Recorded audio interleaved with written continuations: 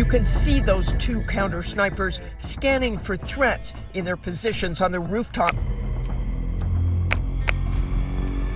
High above the nation's most familiar landmark, Probably the most and one of the most secure buildings in the world. the most secure buildings in the world. security once depended on simple barriers and vigilant eyes. But as threats evolved, that approach began to crack, forcing the White House to rethink every layer of its protection. What followed reshaped the entire fortress, creating defenses so advanced they raise a single question. What risk demanded all of this? Number 15. Snipers on the roof. High above the White House roofline, counter-sniper teams stand watch where most people never look. These aren't ceremonial guards. To qualify, agents must consistently hit targets from more than 3,000 feet away, a distance where even minor wind shifts matter. And qualification isn't permanent. Every month, they re-earn their place. But their real power isn't the trigger, it's observation. After 2001, these teams were quietly expanded beyond the White House to surrounding rooftops during major events, turning elevation into early warning. They scan crowds, rooftops, windows, searching for movement that doesn't belong. Number 14. Eyes over grounds. From their rooftop perches, counter-sniper teams don't just scan the skies, they command a full visual sweep across the 18-acre White House compound. They track body language, crowd shifts, and vehicles before they become problems. These marksmen double as surveillance operators, feeding real-time intelligence to ground teams. Their view turns movement into meaning. In fact, during major public events like inaugurations, their presence quietly multiplies, extending across multiple rooftops in D.C. They are the central nervous system of early threat detection, and their rifles, powerful as they are, remain silent unless every other measure fails. Number 13. Uniformed Division Force. They're not in suits or sunglasses, and they're not just guards. The 1,300-member uniformed division of the Secret Service acts as the White House's standing army.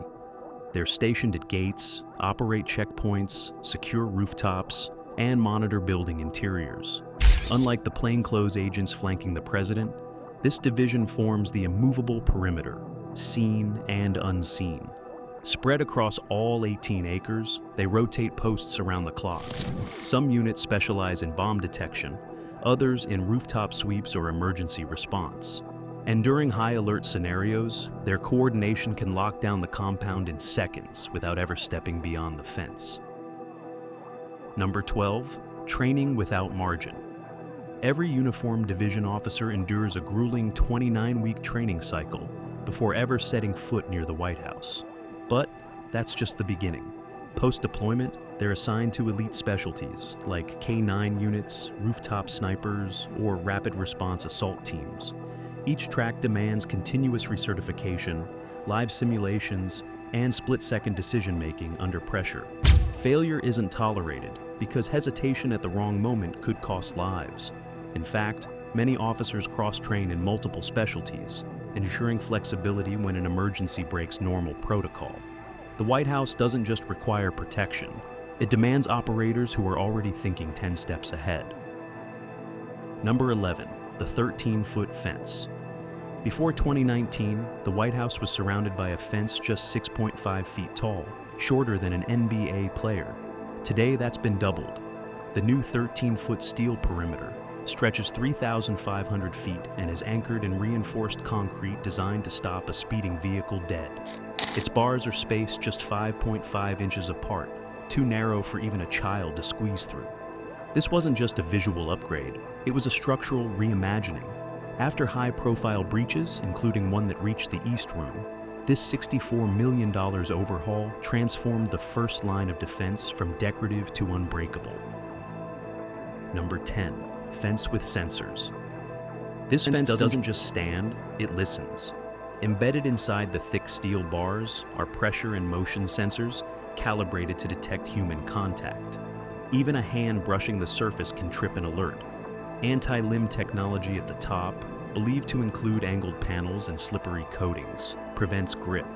And behind the scenes, software distinguishes a squirrel from an intruder in milliseconds. The moment pressure is applied incorrectly, command centers are notified. It's not a wall, it's a responsive system, a passive-looking structure with instant consequences for anyone who tries to scale it. Number 9, Belgian Malinois units. Fast, lean, and relentless, Belgian Malinois patrol the White House grounds with one purpose: intercept. These dogs can sprint at 30 miles per hour, clear a 6-foot fence mid-stride, and lock onto a target with explosive force. Each goes through 20 weeks of tactical training in takedowns, explosive detection, and high-stress obedience. In 2014, one such dog, Hurricane, was stabbed multiple times while stopping an intruder, then returned to duty within months. These aren't just deterrents, they're kinetic defense systems, triggered when seconds matter and the human response might be too slow. Number 8, Infrared Perimeter Watch. Some threats don't walk up the front lawn. That's why the White House perimeter is ringed with infrared sensors, unseen, unconfirmed, but widely reported. These sensors track body heat in total darkness, identifying human-shaped movement even when cloaked in black. They're calibrated to detect motion, size, shape, and heat signature, flagging a crouching person at 3 a.m. just as easily as someone jogging by at noon. And because the Secret Service refuses to confirm their existence, no one knows exactly where they are. That uncertainty is the point.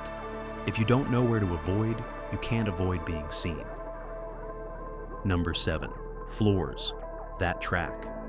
Beneath the polished halls of the White House lie silent watchers, pressure-sensitive pads embedded in the floors. These sensors track movement without line of sight, detecting footsteps, weight variations, and even differences in walking gait. It's not just about location, it's identity. Some systems are rumored to recognize individuals based solely on stride. The Oval Office itself may contain sensors that alert agents to the president's precise location at all times, even during private meetings. It's invisible surveillance, woven into architecture, designed to catch the moment someone steps where they shouldn't, without anyone saying a word.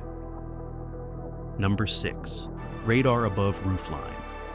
Mounted discreetly on the White House roof, radar systems scan the sky in constant rotation. Their job isn't just to track planes, they're designed to catch everything: drones, helicopters, and even fast-moving projectiles. These systems feed directly into the Joint Air Defense Operations Center nearby, where military and federal teams monitor the data in real time. Integrated thermal imaging and aerial threat profiling allow the radar to spot anomalies before they become incidents. At any given moment, the White House isn't just watching the ground, it's watching the sky, the horizon, and what might be seconds away. Number 5, P-56, no-fly zone. Above the White House is some of the most restricted airspace on Earth, designated P-56. It's been a no-fly zone for over 50 years, but the real boundary extends much farther. A 15 nautical mile special flight rules area surrounds the Capitol, and any aircraft entering without approval is flagged within seconds. Even military medevacs require urgent clearance to pass through. Violators trigger rapid alerts at NORAD, North American Aerospace Defense Command, and if warnings are ignored, escalation is immediate. The White House doesn't just block the sky above, it defends the entire region surrounding it, with rules backed by readiness to act. Number 4, fighters in minutes. If a plane violates restricted airspace and ignores commands, NORAD doesn't wait. Within minutes, F-16 scrambles from nearby bases, reaching Washington, D.C. in under 5. And these jets don't bluff, they have shoot-down authority. In 2005, a lost student pilot in a small Cessna triggered a mass evacuation of the White House, Capitol, and Supreme Court. He was intercepted mid-air and forced to land. No one was harmed, but the message was clear.